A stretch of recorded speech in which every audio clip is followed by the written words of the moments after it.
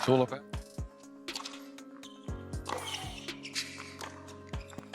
Oh, beautifully measured. Listen to me carefully. What unfolded at Indian Wells was not just another upset. It was a controlled detonation at the heart of women's tennis, a moment that ripped through the desert air of BNP Paribas Open and sent shockwaves all the way to Manila. This wasn't luck. It wasn't a fluke. It was a declaration. On one side of the net stood Elena Rybakina, world number 3, Wimbledon champion, Australian Open champion, a 6-foot force of nature with a serve that sounds like a gunshot echoing off canyon walls. She plays with that icy calm, that expressionless stare that has broken so many opponents before the first changeover. When she steps on court, the expectation is simple: dominance. Across from her stood Alex Eala, 20 years old, ranked a career-high 31, and carrying the hopes of an entire nation. On paper, it looked like a mismatch. Power versus persistence. Missile launches versus movement. Experience versus youth. The odds makers had already written the ending. They were wrong. Indian Wells is called the 5th Grand Slam for a reason. The desert air is bone dry. The ball rockets through the sky. Then the gritty court surface grabs it and kicks it up high. It's a battlefield that demands more than power. It demands problem-solving under suffocating pressure. It demands lungs, legs, and nerve. Before the first ball was struck, you could feel something different. The stadium wasn't polite. It wasn't subdued. It was alive. Filipino flags waved in clusters across the stands. Chants rolled down from the upper tiers. Every time Eala bounced on her toes at the baseline, the crowd pulsed with her. She wasn't alone out there. She carried Manila with her. Rybakina opened like a storm. First serves in the high 110s. Lines painted with surgical precision. Service games finished in barely a minute. It was first strike tennis at its most brutal. When Eala served, Rybakina stepped inside the baseline and crushed returns as if she had solved the code already. Flat backhands skidding through the court. Forehands punched deep. In a blink, it was a double break. This was the nightmare scenario. But here's where the script caught fire. Eala didn't panic. She didn't rush. She absorbed. Instead of trying to outgun Rybakina, she changed the geometry of the court. Higher net clearance. Heavy topspin to the backhand. Angles that dragged the Kazakh star off the court inch by inch. She extended rallies from 3 shots to 8, from 8 to 12. And something subtle began to shift. Rybakina's timing, so razor-sharp early, started to fray. A forehand clipped the tape. A second serve floated long. A backhand drifted wide by inches. Eala pounced. Her speed became a weapon. She chased down what looked like clean winners and turned them into deep, looping replies. She forced one more ball, then one more, then one more. The crowd sensed the momentum swing before the scoreboard fully reflected it. Every extended rally felt like oxygen being siphoned from Rybakina's lungs. Break back, then hold, then another break. The Ice Queen, so composed at the start, was suddenly glancing at her box. Shoulders tightening, first serve percentage dipping. And Eala? She was feeding off the chaos. Eyes locked, feet dancing, fist clenched after every grinding point won. By the time the match tilted completely, it wasn't an accident. It was systematic dismantling. Eala exposed the one vulnerability rarely discussed. When forced into prolonged exchanges on a high-bouncing court, Rybakina's flat lasers lose their bite. The final points weren't frantic. They were fearless. When match point landed and the stadium erupted, it wasn't just applause. It was release. It was history cracking open in real time. In Manila, streets flooded with celebration. Phones lit up. Social media detonated. A nation had just watched one of its own stare down a giant and refused to blink. This was not a Cinderella run. This was a warning shot. Alex Eala didn't just beat a champion at Indian Wells. She walked into one of the most intimidating arenas in tennis, solved a puzzle the experts said she couldn't solve, and proved that the future of the WTA isn't politely arriving. It's kicking the door down. The commentators had already begun preparing the obituary. After dropping the first set 6-3, it looked exactly like the script everyone predicted at the BNP Paribas Open. Elena Rybakina was in full command, serving bombs, flattening backhands, walking to her chair with that familiar, unreadable expression. The crowd had quieted. The energy dipped. This was supposed to be the moment the dream ended. But this is where good players disappear, and great ones are born. A lesser player would have stared at the scoreboard and felt small. A younger competitor might have accepted the hierarchy of the sport. Former Grand Slam champion on one side, rising hopeful on the other. Bags mentally packed. Exit door located. Not Alex Eala. During the changeover, she didn't spiral. She didn't rush. She sat down, draped the towel over her head, and slowed everything down. Deep breath, eyes closed. Reset. She understood something critical. Trying to match Rybakina's pace was competitive suicide. Rybakina thrives on speed. Feed her flat power, and she simply redirects it, using your momentum against you like a martial artist. So Eala made a decision that would flip the entire match on its axis. She stopped giving her pace.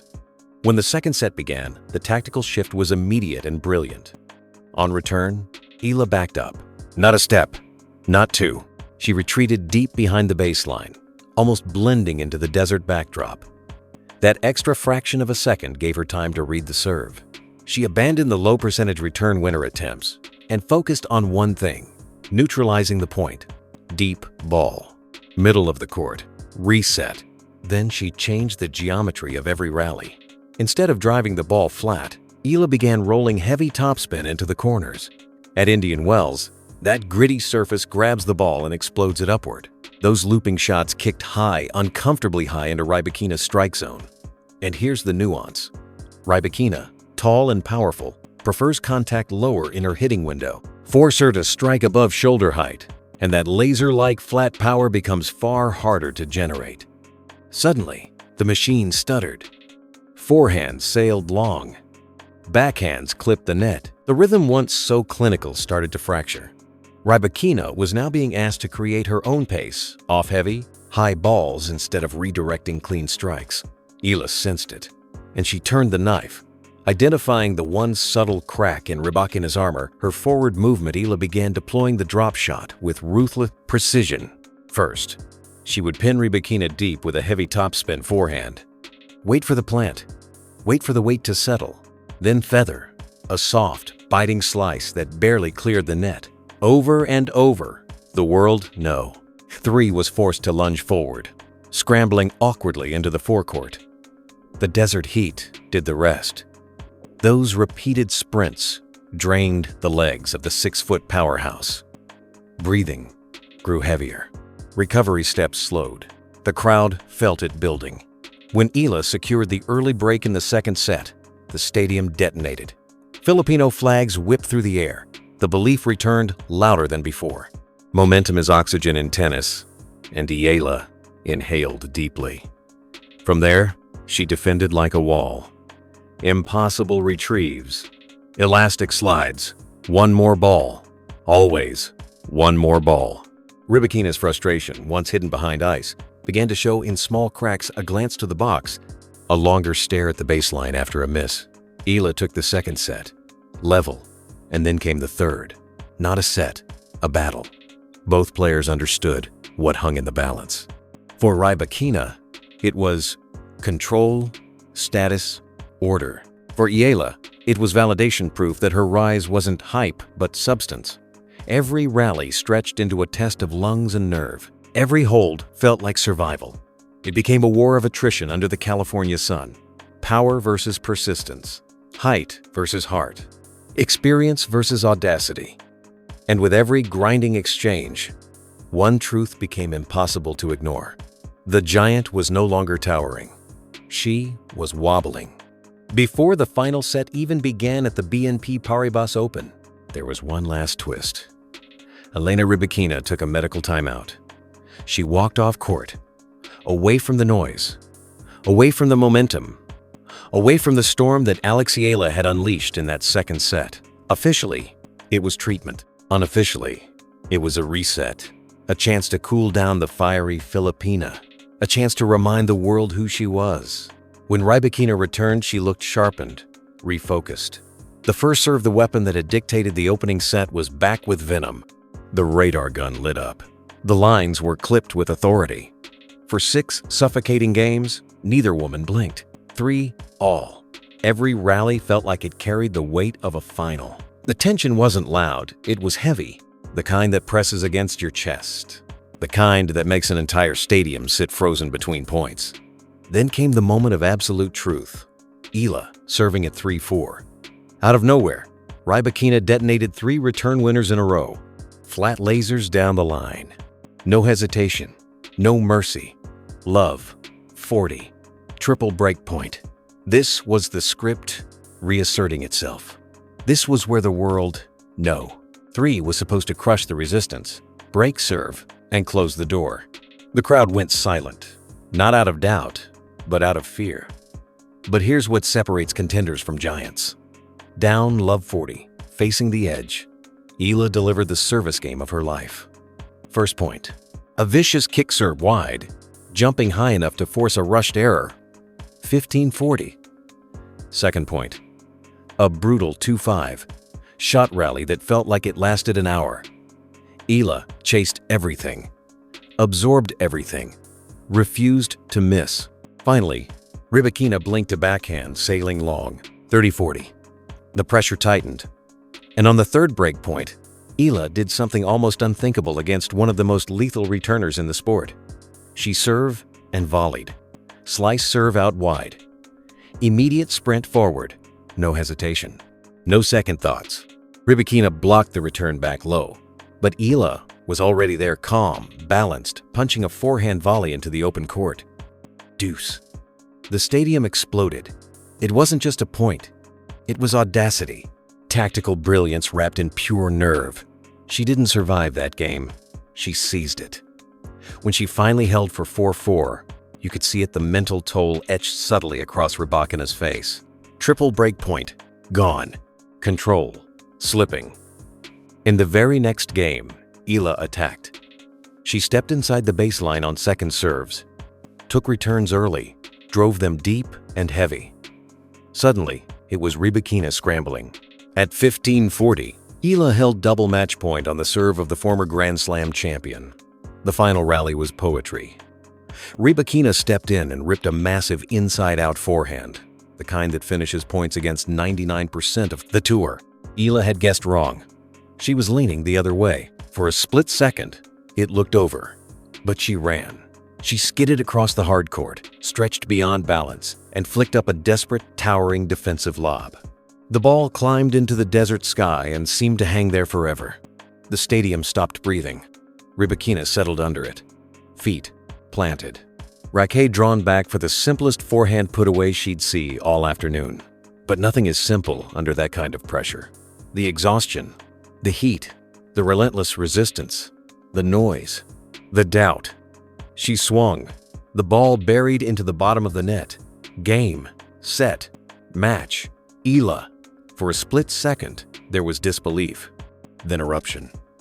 Eala dropped her racket and fell to her knees, hands covering her face as emotion poured out. Across the world, particularly in Manila, celebrations ignited. Shock from traditionalists, tears from Filipino fans, a nation watching its brightest star shatter expectations in real time. Rybakina walked to the net, offered a brief handshake, and exited swiftly, frustration barely concealed. But this day did not belong to her. It belonged to a 20-year-old who refused to fold. The numbers tell the story with brutal clarity. Rybakina finished with 54 unforced errors. 54 for a player of her caliber. That's staggering. But they weren't gifts. They were extracted point by depth, variation, defense, and courage. Eala kept her own error count remarkably low. She won nearly 60% of points on Rybakina's second serve. She neutralized power with height. She exposed movement with drop shots. She turned defense into offense. This wasn't chaos. It was construction. This victory will ripple through the rankings. Eala is no longer politely knocking on the door of the top 20. She's tearing the hinges off. And more importantly, she's sending a warning to the rest of the tour. She can outthink you. She can outrun you. And if necessary, she can outlast you on the biggest stage. For Rybakina, it's a bitter recalibration before the next swing of the season. When your power game is neutralized, what's the counterpunch? That question will follow her into Miami. But today isn't about adjustments. Today belongs to the Philippines. Today belongs to resilience. Eala didn't just win a tennis match. She authored a masterpiece of belief under fire. She proved that raw power can be dismantled by strategy, that height can be neutralized by heart, that rankings mean nothing when courage shows up at Love 40. The draw has cracked open, and now the question isn't whether Alex Eala belongs on this stage. The question is, who is brave enough to try and stop her?